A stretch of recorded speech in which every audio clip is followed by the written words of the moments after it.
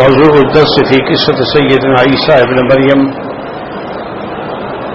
والسؤال عنه يوم القيامة وما فيها من العبر سورة المائدة تفسير ابن كثير.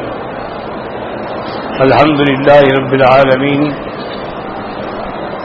والصلاة والسلام على أشرف الأنبياء وسيد المرسلين سيدنا محمد وعلى آله وأصحابه أجمعين. اللهم صل على سيدنا محمد وعلى آل سيدنا محمد كما صليت على إبراهيم وعلى آل إبراهيم في العالمين إنك حميد مجيد. أعوذ بالله من الشيطان الرجيم. بسم الله الرحمن الرحيم. إذ قال الله يا عيسى ابن مريم اذكر نعمتي عليك وعلى والدتك إذ أيدتك بروح القدس تكلم الناس في المهد وكهلا وإذ علمتك الكتاب والحكمة والتوراة والإنجيل وَإِذْ تَخْلُقُ مِنَ الطِّينِ كَهَيْئَةِ الطَّيْرِ بِإِذْنِي فَتَنفُخُ فِيهَا فَتَكُونُ طَيْرًا بِإِذْنِي وَتُبْرِئُ الْأَكْمَهَ وَالْأَبْرَصَ بِإِذْنِي وَإِذْ تُخْرِجُ الْمَوْتَى بِإِذْنِي وَإِذْ كَفَفْتُ بَنِي إِسْرَائِيلَ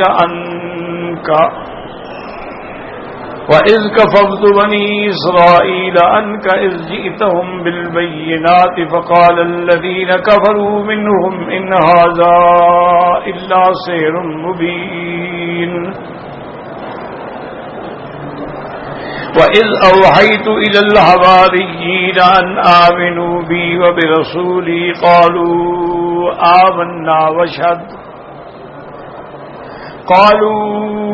آمنا واشهد بأننا مسلمون. اللہ تبارک و تعالی نے کلام مقدس کے اندر قیامت کے اس منظر کا ذکر فرمایا ہے کہ قیامت کے دن کیا ہوگا.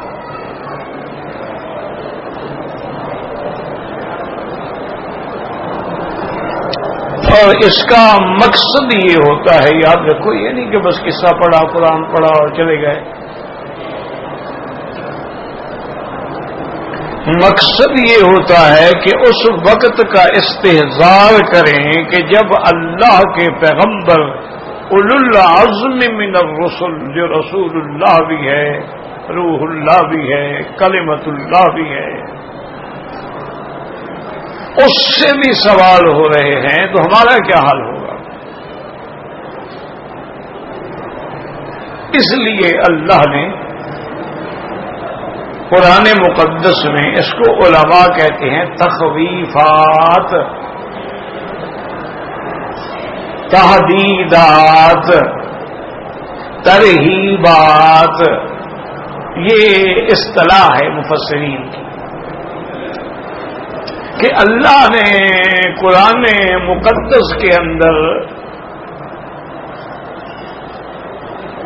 ایسی تخویف اور تحدید بیان فرمائی ہے کہ بعض کا تعلق دنیا سے ہے، بعض کا آخرت سے ہے، تاکہ میرے بندے جو ہیں وہ ان باتوں کو پڑھنے کے بعد ڈر جائیں اور برائی کو چھوڑ دیں اور کفر کو چھوڑ دیں. اس لیے اللہ نے ذکر فرمایا ہے. اب یہاں ایک سوال پیدا ہوتا ہے کہ مومن کے لیے تو الحمدللہ الحمدللہ الحمدللہ اللہ کا قرآن کافی ہے، فرمان محمد مصطفیٰ صلی اللہ علیہ وسلم کافی. اللہ نے فرما دیا، حضور نے فرما دیا، بات ختم ہو گئی. لیکن جو لوگ اللہ کو بھی نہیں مانتے، رسول کو بھی نہیں مانتے، قیامت کو بھی نہیں مانتے، ان کو ان چیزوں سے کیا ڈر ہوگا؟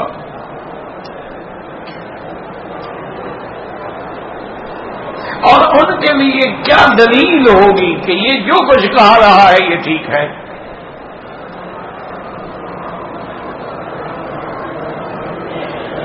تو اس لیے علماء نے فرمایا کہ ان کی تصدیق کے لیے اللہ نے جو تخویفات دنیاوی ذکر فرمائی ہیں وہ اسی کو دیکھ لیں گے، کیا وہ سچ ہے یا غلط ہے؟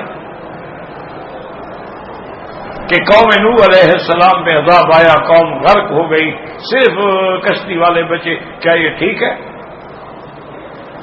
قوم لوط پہ عذاب آیا کہ اللہ نے ان کو الٹا کر دیا اور پتھروں کی بارش کر دی، تحقیق کر لیں وہ جگہ موجود ہے، ابھی بھی موجود ہے اردن کے اندر بحر میت، ابھی وہ جگہ موجود ہے جہاں عذاب آیا تھا، اس پانی میں اب بھی کوئی چیز زندہ نہیں رہ سکتی، وہ عذاب کا پانی ہے۔ اور مکے والے دور نہ جائیں، یہ وادی محسر دیکھ لیں کہ کیسے ہاتھی والوں پہ عذاب آیا تھا۔ تو یہ ساری چیزیں تمہاری آنکھوں کے سامنے ہیں، تو اگر یہ سچ ہیں تو پھر تخویفات اخروی بھی سچ ہیں، ان کا بھی تم انکار نہیں کر سکتے ہو کہ وہ حقیقت ہے۔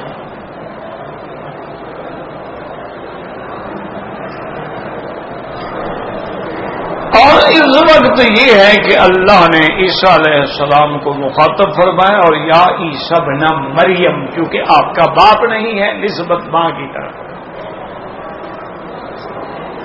ورنہ ہمیشہ نسبت باپ کی طرف ہوتی ہے، ماں کے نام کے ساتھ پکارنا شریعت میں منع ہے۔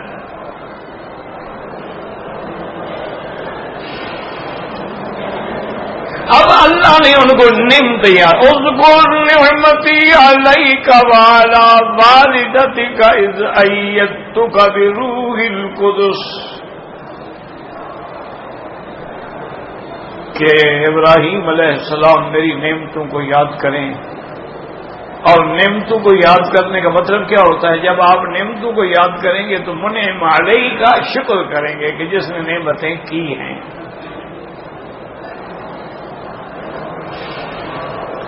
میں نے آپ پر بھی نعمت کی اور آپ کی والدہ پر بھی نعمت کی۔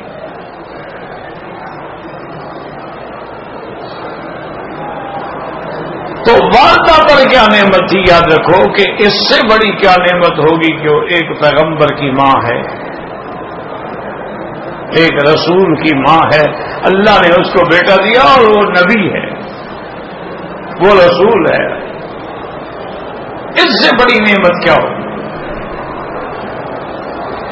اللہ نے فرمایا کہ ہم نے تیری ماں پہ بھی نعمت کی ہے کہ جب تیرا ذکر ہے قرآن میں تیری ماں کا بھی ساتھ ہے، یہاں بھی آئے گا یا عیسی ابن مریم، یا عیسی ابن مریم، یا عیسی ابن مریم، تو تیری ماں پر بھی تو احسان ہے نا کہ اس کے ذکر کو بھی تو ہم نے اونچا کر دیا۔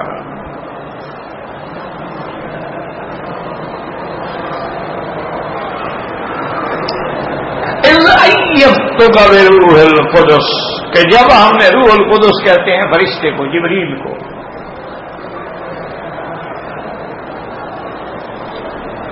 اس کو روح کیوں کہا جاتا ہے؟ یاد رکھو جبریل علیہ السلام کا لقب، یہ تو نام ہے نا، لقب روح بھی ہے، نزل به الروح الامین علی قلبک لتکون من المنذرین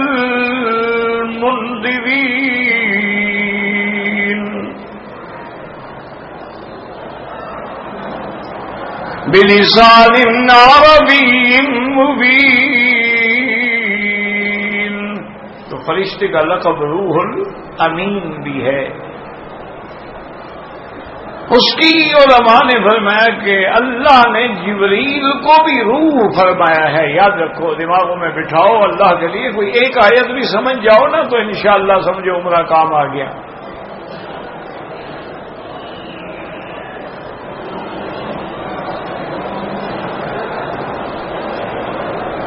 اللہ نے جبریل کا لقب کیا ہے؟ روح الامین، امانت والا۔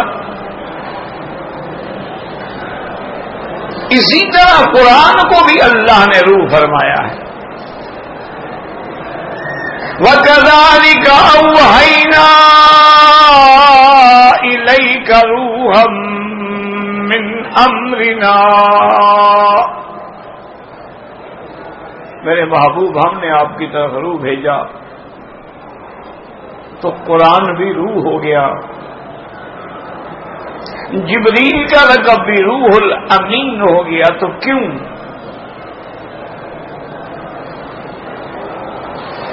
اس کے بارے میں مفسرین رحمت اللہ علیہم نے دو باتیں لکھی ہیں.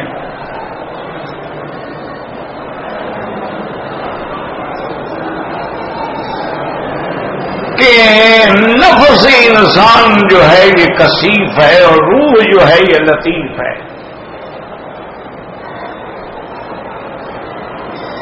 اسی لیے کسی کو بھی پتہ نہیں کہ روح کیا چیز ہے.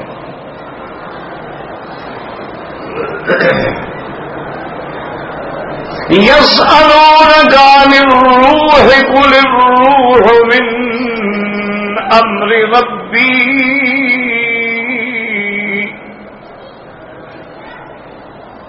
وما أوتيتم من العلم إلا قليلا. اللہ نے فرمایا میرے محبوب آپ سے روح کے بارے میں پوچھتے ہیں. آپ کہیں کہ روح تو بس میرے رب کے امر ہے, ہمیں پتہ نہیں ہے. تو روح ایک امر ہے, لطیف ہے.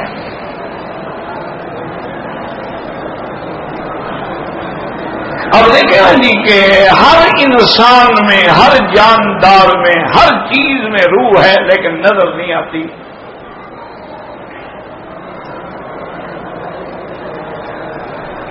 روح نہ ہو تو وہ مردہ ہے, روح ہے تو وہ زندہ ہے. روح نکل گئی بندہ مر گیا.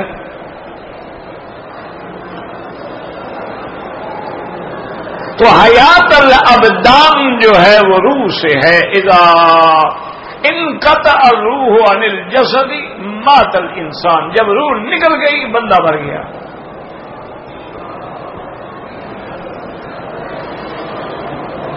تو اب علماء نے فرمایا کہ چونکہ ابدان کی زندگی کا تعلق روح سے ہے تو ایمان کی زندگی کا تعلق اللہ کے قرآن سے ہے, اس لیے اللہ نے اس کو بھی روح فرمایا.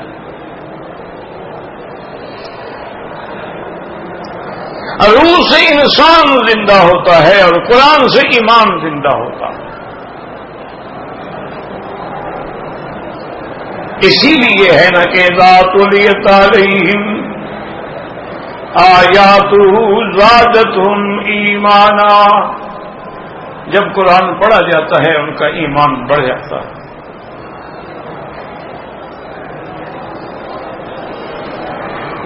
تو ایمان جو ہے وہ بھی روح ہے. ایمان نہ ہو بندہ کافر ہو گیا. اسی لیے مثال آتی ہے کہ افمن کان مؤمنا افمن کان میتا فاحییناہ. کافر مردہ ہے, مومن زندہ ہے, کیونکہ اس میں روح ایمان ہے, اس میں روح ایمان نہیں ہے.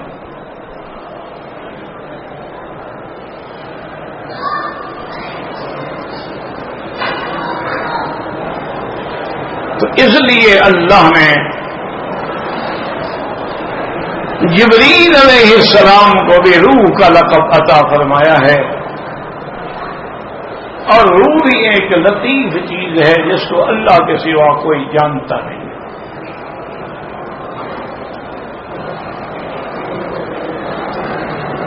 اور یہ بھی یاد رکھو کہ روح جو ہے یہ بھی ان چیزوں پہ ہے جس پہ موت نہیں آئے گی. موت بدن پہ تو آئے گی, روح پہ نہیں آئے گی.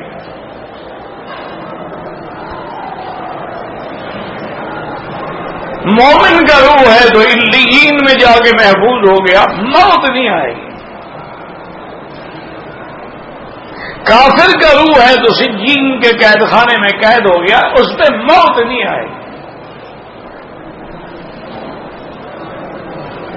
اب جب قیامت کا وقت آئے گا تو سور پھونکا جائے گا تو ہر روح اپنے جسد میں آ جائے گی, بندہ پھر اٹھ کے بیٹھ جائے گا, لیکن روح پہ موت نہیں آئے گی.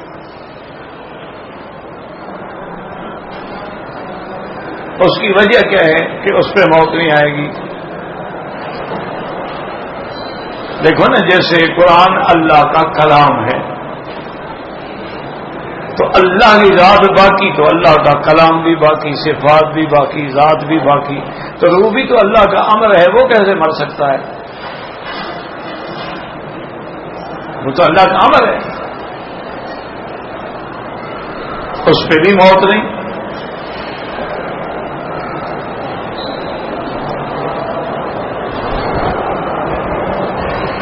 الحمدللہ یہدینا ویہدیکم اللہ۔ اور پھر یہ جو ہے نا ہمارا بدن جو ہے یہ قالب ہے، اصل اس میں روح ہے۔ اب خدا کی شان ہے کہ برتن خراب ہو تو اچھی چیز بھی تو پلید ہو جائے گی نا۔ اب دیکھیں دودھ کتنا پاک ہو لیکن برتن پلید ہے، اس میں ڈالو گے تو وہ بھی پلید ہو جائے گی۔ روح تو بڑی اچھی چیز ہے، اللہ کا امر ہے، لیکن جب ہمارے جیسے بدن میں آ گئی تو خراب ہو گئی۔ اسی لیے قیامت میں مومن سے کہیں گے کہ یا ایتھا الروح الطیب فی الجسد الطیب فخرجی الی رحمت و ریحان و الی رب غیر غضبان۔ اے پاک روح پاک بدن میں چلو اپنے رب کی طرف، اور ادھر کافر کو کہیں گے یا ایتھا الروح الخبیثۃ فی الجسد الخبیث فخرجی الی رب۔ اے پلید روح پلید بدن میں، تو مانا یہ ہوا کہ پلید برتن چیز کو پلید کر دیتا ہے۔ اسی لیے علماء نے لکھا ہے کہ اگر تیری صحبت پلید ہے، اگر تیرے دوست پلید ہیں، اگر تیرا وہ محل جو ہے وہ جوئے کا اڈا ہے، وہ شراب کا اڈا ہے، وہ حقے اور سگریٹ کا اڈا ہے، وہ گناہوں اور بدکاری کا اڈا ہے، جاؤ گے تمہیں بھی ناپاک کر دے گا۔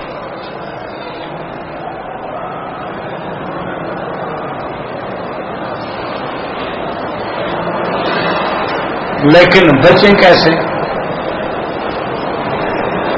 اس کا علاج ہے کہ جب کسی خوبصورت لڑکی پہ یا لڑکے پہ نظر پڑے اور شیطان بہکانے لگے تو فوراً پڑھو لا حول ولا قوت الا باللہ۔ اللہ تیری طاقت کے بغیر ہم نہیں بچ سکتے۔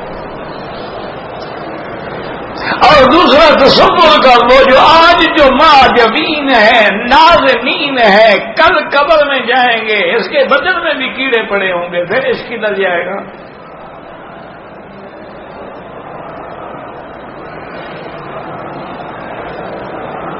پھر اس کی تمہارا کدھر ہوگا؟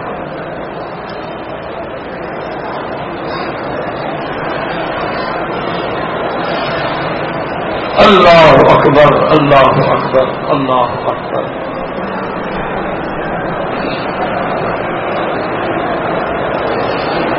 اس لیے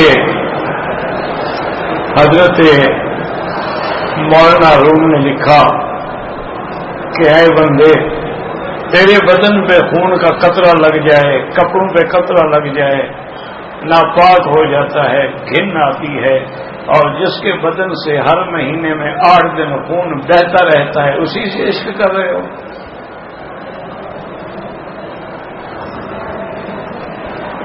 کس سے عشق کر رہے ہو؟ عشق کرنا ہے تو پاک ذات سے کرو، خدا سے کرو، خدا کے رسول سے کرو۔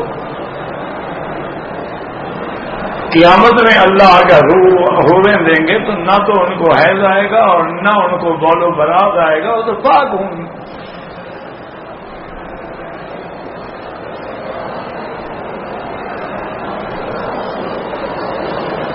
تو بہرحال یاد رکھیں کہ اس لیے قرآن نے روح کہا ہے جبریل کو بھی، اذ ایدتک بروح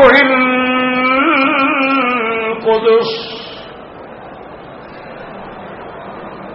جیسے کہ حضرت آقا انعامدار رحمت للعالمین شفیع المذنبین صلی اللہ علیہ وسلم نے، آپ بیٹھے تھے تو کافروں نے حضور کی شان میں گستاخیاں کرتے رہتے تھے، کافر بھی، منافق بھی، یہودی بھی، سب۔ حضور کے شاعر تھے حضرت حسان رضی اللہ عنہ، انہوں نے آگے عرض کیا کہ یا رسول اللہ صلی اللہ علیہ وسلم آپ مجھے اجازت دیں میں ان قریش کو جواب دوں جو آپ کے خلاف ایسی گندی زبان استعمال کرتے ہیں. حضور نے فرمایا حسان جب تم قریش کی مذمت کرو گے تو میں بھی تو قریشی ہوں نا بھئی. جب تم قریش کو جواب دو گے ان کی مذمت بیان کرو گے نا ان کی توہین کرو گے تنقید کرو گے تو میں بھی تو قریشی ہوں. حضرت حسان نے کہا حضور آپ اجازت تو دیں میں تو آپ کو قریش میں ایسے نکال لوں گا جیسے بال آٹے سے نکالا جاتا ہے. آپ کی ذات پہ حرف نہیں آئے گا. اسی لیے صحیح حدیث میں ہے ایک دفعہ حضور پاک نے فرمایا کہ دیکھو انہوں نے میرا نام محمد کے بجائے مزمم رکھا ہے. حضور کا نام مشرک کافر و یہودی کہتے تھے مزمم وہ جو مذمت کیا گیا. تو حضور نے فرمایا دیکھو اللہ نے میرے نام کی حفاظت کیسے کی ہے کہ وہ مزمم کو گالیاں دیتے ہیں میں تو محمد ہوں نا کہ اللہ نے میرے نام کی حفاظت بھی فرما دی. اللہ اکبر اللہ اکبر.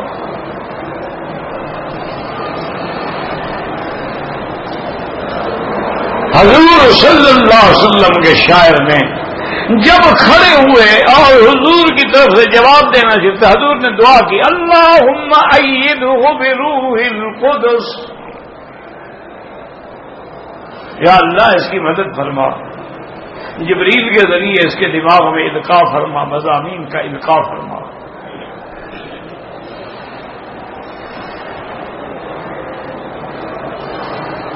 تو بہرحال اللہ نے فرمایا کہ میرا کتنا احسان ہے کہ تیری ماں پر بھی تجھ پہ بھی ہم نے جبریل کے ذریعے تائید کی. جبریل کو بھیجا جبریل نے نفخ کیا جبریل نے حفاظت کی جبریل نے بتایا کہ اگر قوم الزام لگائے یا درد ذہ ہو تو کیا کریں گے. سارا کام تو ہم نے گویا جبریل کو ساتھ لگایا ہوا ہے نا.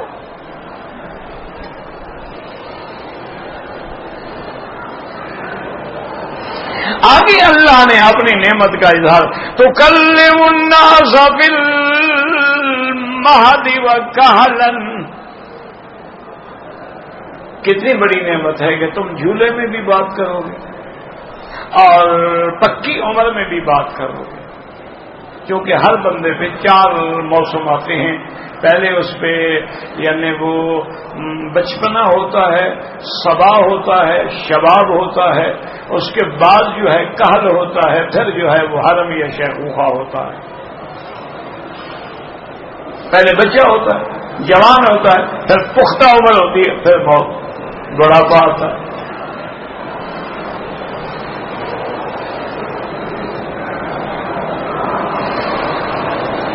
تو آپ جو ہے وہ جھولے میں بات کریں گے اور پکی عمر میں بھی. اب یہ مسئلہ سمجھیں کہ بھئی جھولے میں بات کرنا تو معجزہ ہے پکی عمر میں تو ہر کوئی بات کرتا ہے.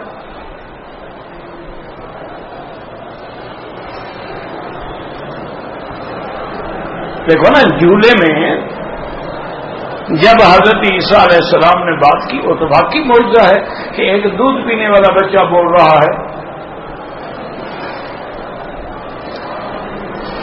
وہ تو عظیم معجزہ ہے کہ سینکڑوں لوگ جو آ کے سیدہ مریم کے خلاف زہر اگل رہے تھے ایک بچے نے بات کی اور سب کی بولتی بند ہو گئی.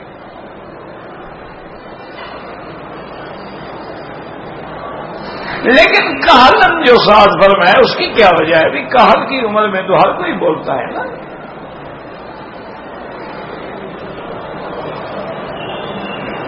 اس کے علماء نے مفسرین نے یاد رکھو 2 جواب دیے ہیں. ایک جواب تو میں یہ دیا ہے کہ بچپن میں بات کریں گے وہ بات ایسے ہوگی جیسے کہل جیسے پکا آدمی بات کرتا ہے. وہ بچوں والی گونگو نہیں ہوگی کہ سمجھ ہی نہ آئے کیا کہہ رہا ہے. ورنہ بچہ ہی مانگا ہوں تو بچہ بھی کرتا ہے نا. نہیں نہیں، وہ تمہاری بات ایسی ہوگی جیسے کوئی پختہ انسان بات کر رہا ہو.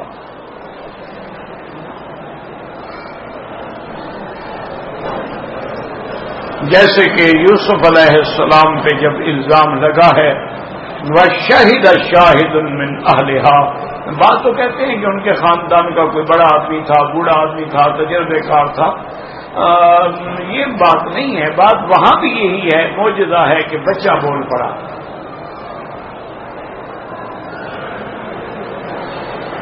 اور گواہی کیسے دی کہ عزیز مصر جو تھا وہ بھی دنگ ہو کے کھڑا ہو گیا کہ ایک بچہ اور اتنی مدلل بات کر رہا ہے کہ ہمارے دماغ نے کام ہی نہیں کیا.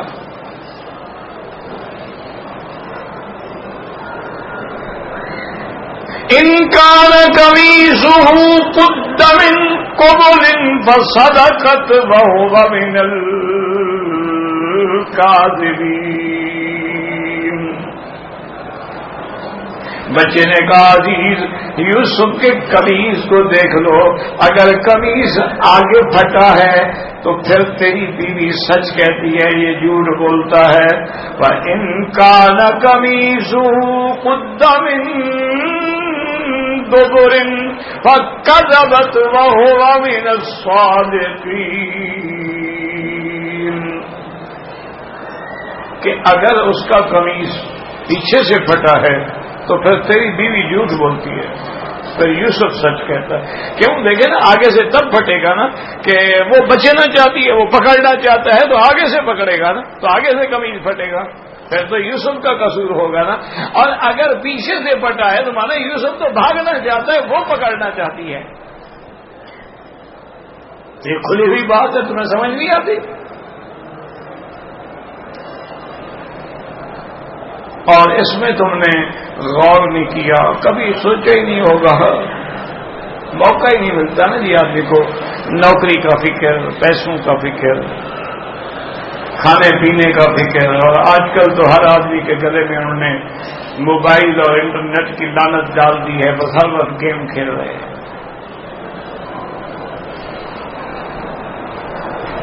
گواہی پہ غور کرو قرآن پہ کہ بچے نے گواہی ایسے دی کہ پہلے تو اس کی بیوی کے بارے میں ذکر کیا کہ دیکھو نا، اگر تو قمیص آگے سے پھٹا ہے پر وہ جھوٹا ہے، یہ سچی ہے.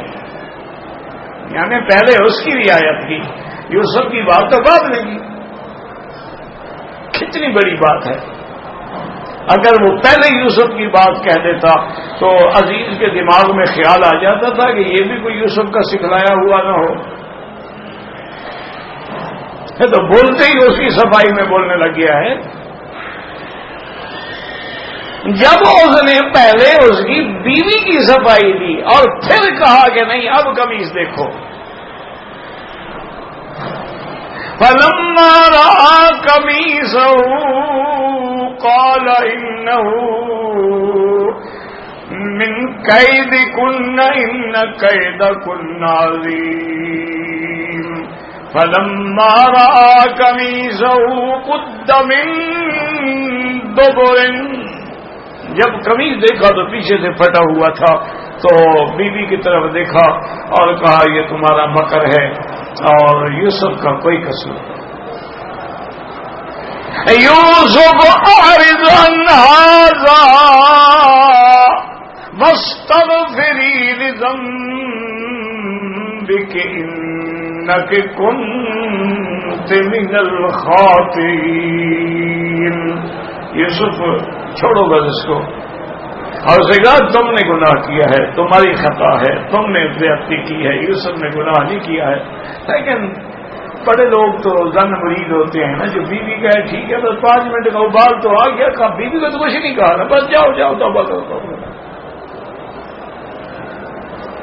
بھائی بیوی تمہاری موقع پہ پکڑی گئی ہے، اسے ظلم کیا ہے. اگر تمہارے اندر عدل ہوتا، ضمیر ہوتی، غیرت ہوتی تو تم تو اسی وقت بیوی کو لٹکا دیتے کہ اچھا میں نے جس کو بیٹا بنایا تھا تم نے بھی بیٹا بنا، عسیٰ ان ینفعنا او نتخذہ ولدا، آج اسی کے ساتھ اپنی آنکھیں ملانا چاہتی ہو.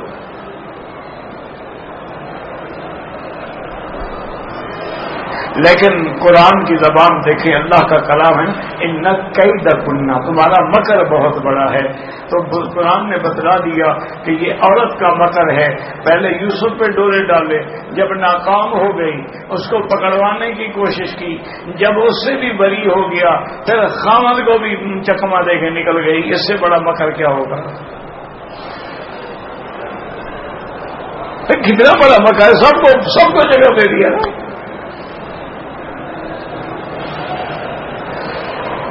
تو اس لیے اس بچے نے بھی پہلے اس کی بیوی کی برات کی تاکہ شک نہ پڑے۔ جیسے یاد ہے، آپ آگے قرآن پڑھیں گے نا تو یہ بات سمجھ آ جائے گی۔ یوسف علیہ السلام نے جب اپنا پیمانہ جو تھا گندم کی پیمائش والا وہ بھائیوں کے سامان میں چھپایا تو اس کو اپنے بھائی کے سامان میں تھا جو حقیقی بھائی تھا، لیکن جب پکڑا اور تلاشی شروع کی تو پھر دوسروں کی بوریوں سے شروع کی۔ پتہ تو تھا وہ اس میں ہے، اگر وہاں سے شروع کر دے وہ لوگ ہاں ان نے خود رکھا ہے، پھر وہ دیکھتے ہیں اچھا یہ دیکھا یہ نہیں کرایا جی۔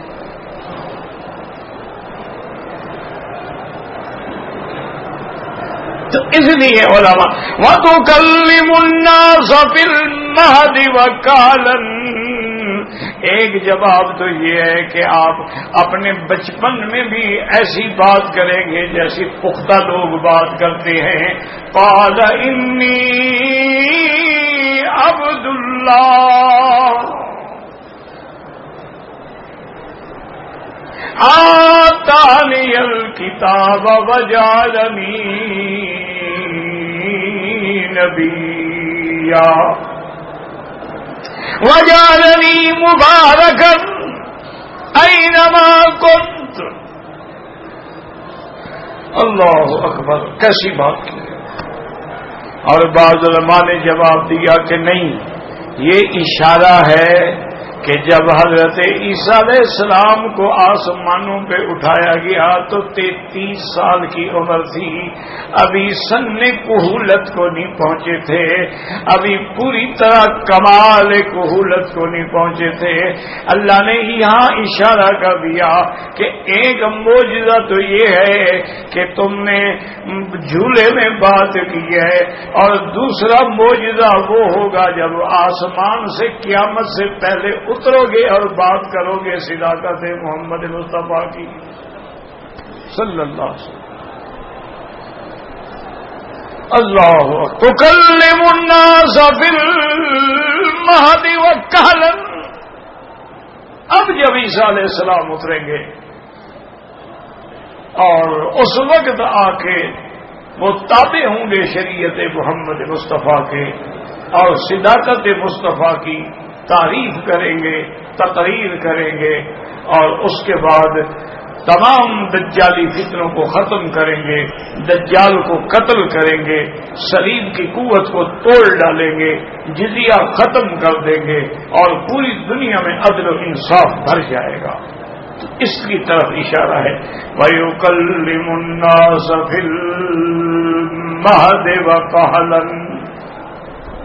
اور اگلی نعمت دیکھیں وَإِذْ عَلَّمْتُكَ الْكِتَابَ وَالْحِكْمَةَ وَالتَّوْرَاةَ وَالْإِنْجِيلَ، اور جب ہم نے آپ کو پڑھایا، سکھایا، تعلیم دی، کتاب، اس سے کتاب سے کون سی کتاب ہوگا؟ تورات انجیل تو آگے موجود ہے۔ وَإِذْ عَلَّمْتُكَ الْكِتَابَ، یاد رکھ ہم نے آپ کو لکھنا بھی سکھایا، اس کتاب سے مراد کتابت ہے،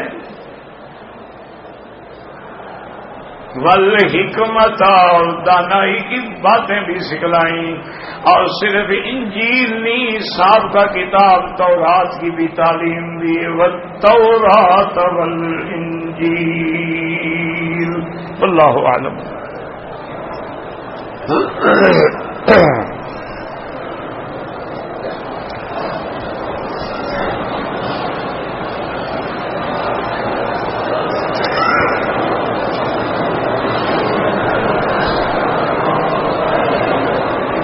کہتے ہیں جی کہ فیس بک پر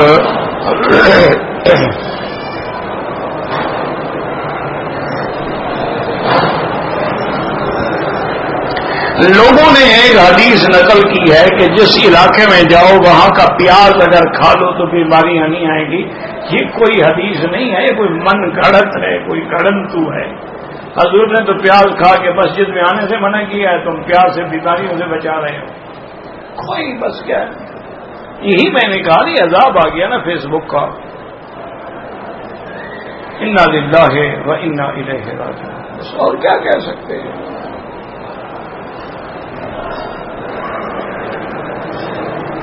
اگر احرام کی نیت کر لی, اس کے بعد 1 گھنٹے تک سر پہ ٹوپی رکھی, پھر خیال آیا تو اتاری, کوئی بات نہیں, آپ کا عمرہ ٹھیک ہے, لیکن احتیاطاً 2, 4, 5 ریال صدقہ کر دو اس غلطی کے ازالے کے لیے.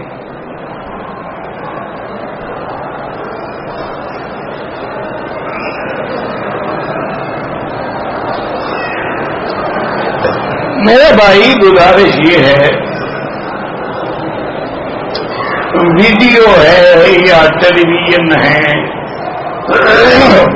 اس کی مثال ایسے ہے جیسے آپ کے ہاتھ میں ایک ماچس ہو, اس تیلی سے کسی کے گھر کو آگ لگا دو, یا کھانا پکانے کے لیے لکڑیاں جلا کے آگ کھانا پکاؤ, چائے بناؤ, تمہاری مرضی ہے کہ کہاں استعمال کر رہے ہیں. یہ چیزیں جو ہیں دراصل یہ آلات ہیں. اگر ان میں تم نے ان چیزوں کو استعمال کیا ہے جو شریعت میں جائز ہیں تو ٹھیک ہے. اب دیکھو نا, ابھی بھی تو تقریر ہو رہی ہے, آپ دیکھ رہے ہیں, تو اب اگر یہاں دیکھنا جائز ہے تو ویڈیو میں بھی جائز ہے. جو چیزیں یہاں دیکھنا حرام ہے وہ ویڈیو میں بھی حرام ہے. یعنی یہاں اگر کوئی عورت بیٹھ کے تقریر کرے اور تم اس کو دیکھتے رہو حرام ہے, اسی طرح ویڈیو میں بھی حرام ہے.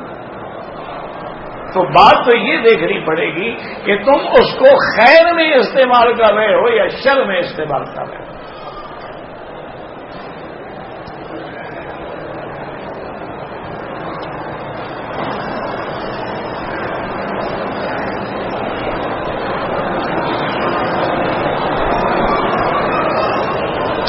اگر ایک آدمی نے دم دینی ہے, دم نہیں دے سکتا, روزے بھی نہیں رکھ سکتا, تو پھر آیا کیوں تھا؟ کس نے کہا تھا اس کو؟ اگر نہ روزے رکھنے کی طاقت ہے اس کو, نہ دم دینے, تو رمضان کے روزے بھی چھٹی سے عمرہ کر کے گھر چلا جائے گا. اللہ کے بندے جب موسم ٹھنڈا ہو ایک ایک کر کے روزے رکھ لینا کیا مشکل ہے؟ نیت ہو نا, نیت ہی نہ ہو تو پھر تو بڑا مشکل ہے.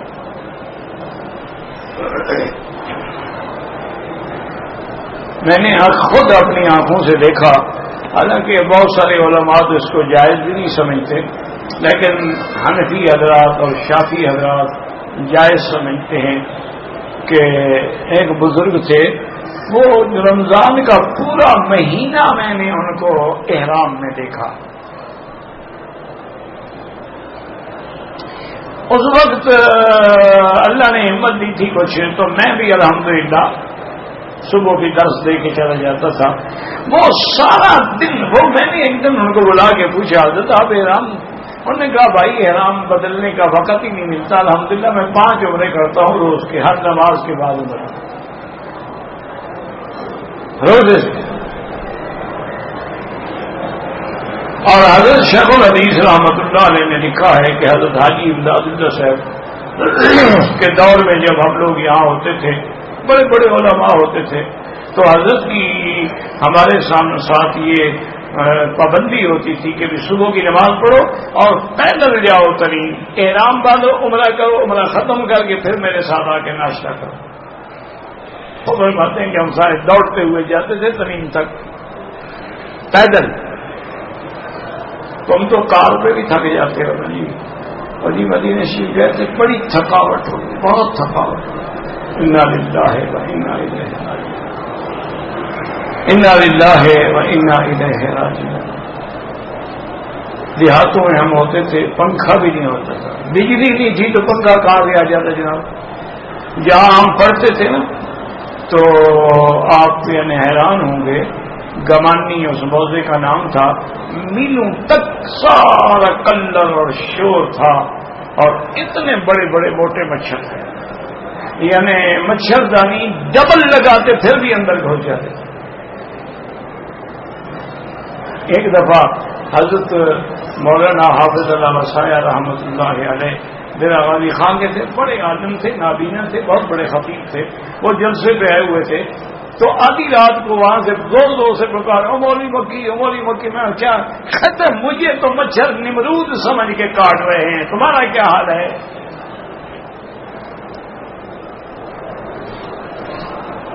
یہ حالم تھی.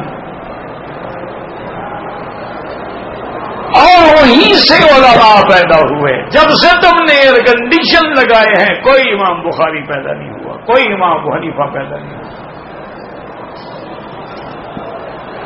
کوئی شیخ الہند پیدا نہیں ہوا، کوئی انور شاہ کاشمیری پیدا نہیں ہوا، کوئی شیخ الاسلام ابن تیمیہ ابن القیم نہیں پیدا ہوا.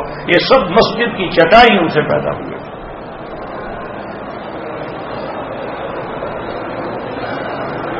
جان اور روح میں بڑا فرق ہے. جان تو یہ ہے نا، جسد ہے جو آپ کا، یہ جان ہے. روح تو لطیف چیزیں نظر ہی نہیں آتی.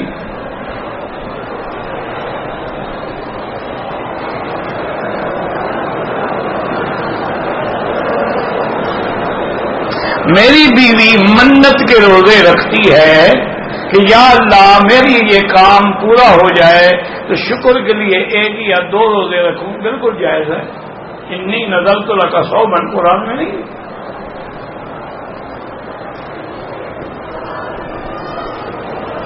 اگر ایک عورت نے مدینے سے احرام باندھا، یہاں آئی تو ایام شروع ہو گئے، جانے میں 2 دن باقی ہیں، آپ کسی لیڈی ڈاکٹر سے انجیکشن لگوا کے خون بند کر کے عمرہ کر دیں، کیونکہ اگر عمرہ نہیں کریں گی تو ساری زندگی آپ تو خاوند پر بھی حلال نہیں ہو سکتی نا، جب تو آپ تو احرام میں ہیں. تو کسی حالت میں عمرہ کر دیں، اس کے بعد ایک دم دے دیں.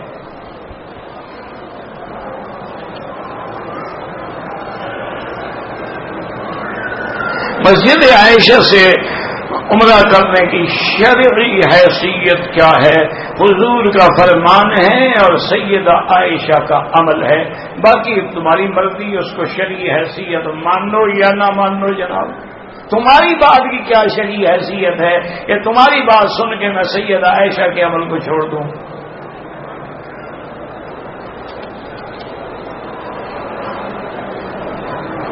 بہرحال دعا سیدھی اللہ سے مانگا کریں. پورے قرآن میں کوئی دعا ہمیں نہیں ملتی کہ کسی پیغمبر نے کسی پیغمبر کا وسیلہ دیا ہو، یا کعبے کا وسیلہ دیا ہو، یا حضور پاک نے کسی کا وسیلہ دیا ہو. ربنا آتنا فی الدنیا حسنۃ وفی الآخرۃ حسنۃ وقنا عذاب النار. وہ جو بات کرتے ہیں نا آپ جو علماء، یہ بڑا نازک مسئلہ ہے. عام آدمی کو سیدھی اللہ سے دعا مانگنی چاہیے بس. صلاۃ التسبیح جو ہے ضعیف روایات میں ہے، لیکن فضیلت اعمال میں تو ضعیف بھی قابل قبول ہوتی ہیں.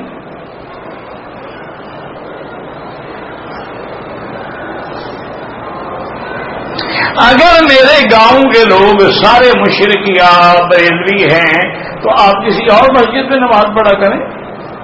مشرک کے پیچھے تو نماز نہیں ہوتی، بدعتی کے پیچھے نماز نہیں ہوتی. یہ اپنے گھر میں جماعت کر لیا کرو، خود پڑھا دیا کرو. نماز جنازہ وغیرہ مجبوراً پڑھنا پڑے تو کوئی بات نہیں، لیکن لوٹانا پڑے گی، ہر چیز دوبارہ پڑھنی پڑے گی. آپ مجبور ہیں، کیا کریں، نہ کریں تو لوگ ماریں گے آپ کو، تو مجبوراً پڑھ لیں، پھر نماز لوٹا دیں.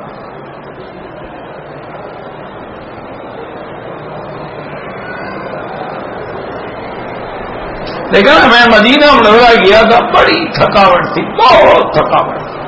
آپ پیدل گئے تھے جناب مدینہ سے، یا اونٹوں پر گئے تھے،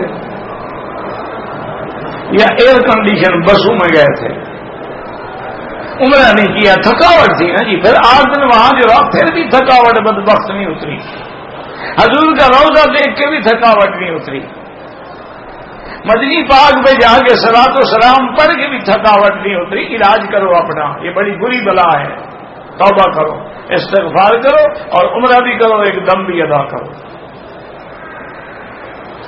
لوگ تو حضرت پیدل آتے تھے ہمارے جتنے اساتذہ گزرے ہیں، اکابر گزرے ہیں، جب ذل حلیفہ پہنچتے تھے سفر بھی اونٹوں کا ہوتا تھا اور 15 دن کبھی مہینے کے بعد مدینے پہنچتے تھے۔ راستے میں بارشوں کی وجہ سے سیل آ جاتی تھی اور گزر نہیں سکتے تھے، بیٹھے رہتے تھے، پانی نیچے ہو تو گزرے، تو کبھی کبھی مہینہ بھی لگ جاتا تھا۔ اور پھر اس کے بعد اچھا کبھی یہ بھی ہوتا تھا بدو آتے تھے، پتھر مار کے جو کو سامان ہے وہ بھی چھین لیتے تھے۔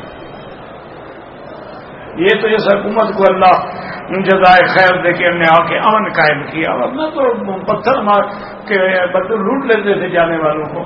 تو جب بیر علی پہ پہنچتے تھے نا، جہاں سے اب تم احرام باندھتے ہو میقات سے، وہاں اونٹ والے کو کہتے اونٹ روک دو، اتر جاتے تھے اور وہاں سے پیدل چلتے تھے کہ اب حضور کا روضہ نظر آ رہا ہے، اب سواری پہ نہیں سوار ہو۔ وہ تو نہیں تھکتے تھے جناب، تم ایئر کنڈیشن بسوں میں تھک جاتے ہو۔ معلوم ہوتا ہے کہ کچھ اندر گڑبڑ ہے، میل ہے اندر، اس کے نکالنے کا علاج کیا ہے؟ توبہ کرو، درود شریف پڑھو، عمرہ قضا۔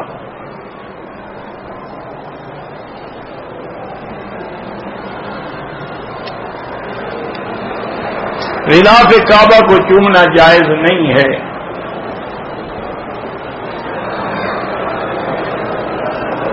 اگر 6-7 سال کا بچہ ہے، اس کے نام پہ زیور ہے، اس کو زکوٰۃ ہوگی نہیں ہوگی، لیکن اب وہ مالک تھوڑا ہے، وہ تو تم نے لگایا ہوا ہے نا، تم زکوٰۃ دو، وہ جب بڑا ہوگا اپنا حساب خود کرے گا۔ تم اب لوگوں کے نام لگا کے زکوٰۃ سے تو جان نہ چھڑا ہوگا۔ ایک ہمارے گاؤں میں بھی مولوی صاحب تھے، میں نام تو نہیں لیتا، اس بیچارے کو بھی ایک بیماری تھی، اللہ معاف کر دے، اللہ اس کے گناہ معاف کرتے ہیں، اللہ مغفرت فرما، اللہ ہماری بھی مغفرت فرما۔ وہ کیا کرتا تھا کہ جب 11 مہینے گزرتے نا جی، تو بینک میں جا کے چیک کاٹ کے اپنا پورا اکاؤنٹ بیوی کے اکاؤنٹ میں منتقل کر دیتا، لہذا اس پہ زکوٰۃ نہیں آئی نا، 12 مہینے گزرے ہی نہیں۔ اگر 11 مہینے گزرنے والے ہیں اور اکاؤنٹ وہ بیوی سے چیک لے کے اپنے نام پہ ڈال دیتا، زکوٰۃ نہیں دینی ہمیں۔ اللہ نے ایسی مہربانی کی، ڈاکہ مارا لوگوں نے، چوروں نے، وہ سب کچھ لے گئے۔ میرے پاس آیا، کہتا جی میری مدد کرو۔ میں نے کہا کیا مدد کروں؟ اللہ نے مدد کی ہے تمہاری، الحمدللہ، حرام نکل گیا، جان چھٹی، توبہ کرو۔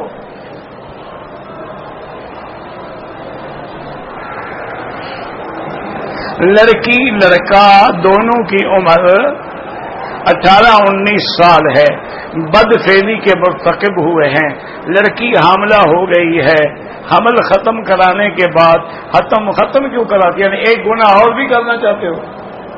پہلے تو ناجائز زنا کیا، حاملہ ہوئی، اب حمل گرا کے پھر ایک اور لعنت لینا چاہتی ہو؟ اب بچہ پیدا ہو، پھر اس کے بعد توبہ کرو، استغفار کرو، اور پھر چاہو تو اسی سے نکاح کر لو یا کسی اور سے نکاح کر لو۔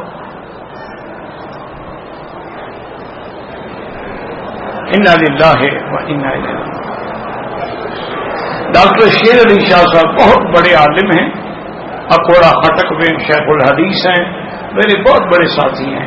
جب مدینہ منورہ میں پڑھتے تھے نا تو فقیر کے مکان پہ رہتے تھے، اللہ ان کو شفاء قابلہ اور صحت عاجلہ دائمہ عطا فرمائے۔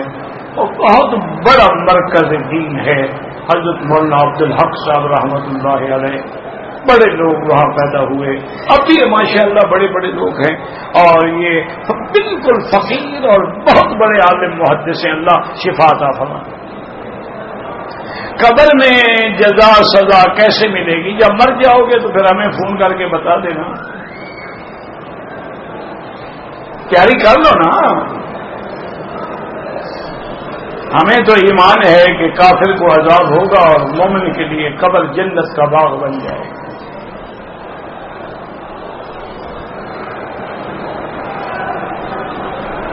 مجھے ڈپریشن ہے، اللہ پہ ایمان نہ ہو تو پھر ڈپریشن ہی ہوتا ہے، اور کیا ہوتا ہے؟ اگر اللہ پہ ایمان ہو تو ڈپریشن کا سوال ہی پیدا نہیں ہوتا۔ اللہ بذکر اللہ تطمئن القلوب، اللہ کے ذکر سے دلوں کو اطمینان ملتا ہے۔ اور جو آدمی ایمان لاتا ہے، من یؤمن باللہ یہد قلبہ، جب ایمان ہو اللہ دل کو ہدایت دے دیتے ہیں کہ جو کچھ ہے اللہ نے لکھا ہے ہوگا، پھر میری تیری ڈپریشن سے کیا ہو جائے گا؟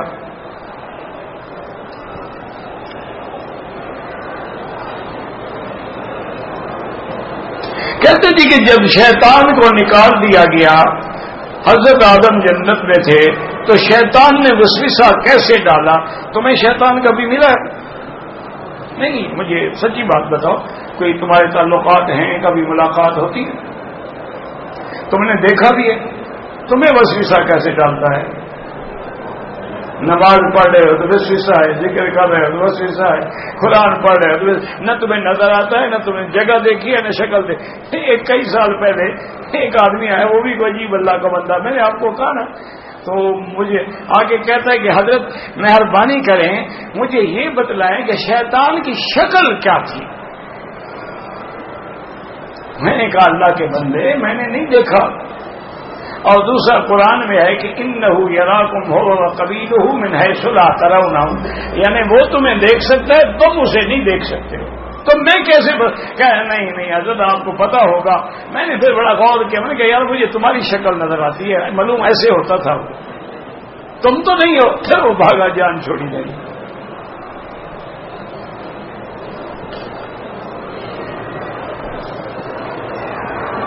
کہتے ہیں آپ کا دل نرم ہو گیا، شکر کرو۔